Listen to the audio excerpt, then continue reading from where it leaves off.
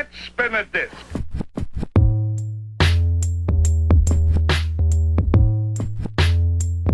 You have no right into someone else's pocket. You have your own hands. Work. Work. If you are here, you are listening to me, you know what you got as an inheritance. Probably ifuma. Probably.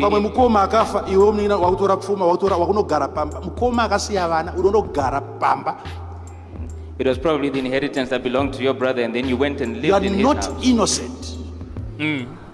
You have no right when the day comes and they are distributing the wealth, the deceased estate. Your name should never be named there.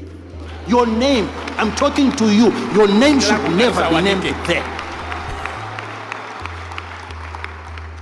You cannot be sleeping in a house that your brother built, yet he has children. He has children. And you are sleeping there, you are praying, you have our calendars on the wall.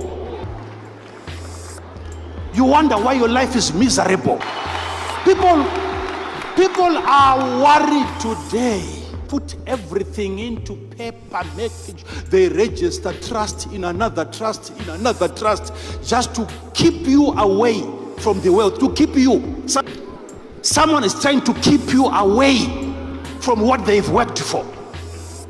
Your children knows there's an armed robber, a relative, who is ready to pounce. Men enough.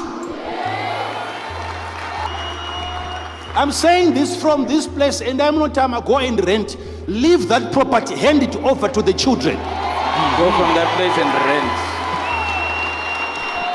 Go and rent from this place. Get out of that house.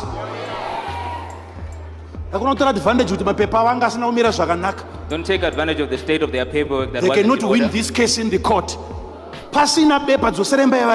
Even without that paperwork, return the house to the people that it belongs to.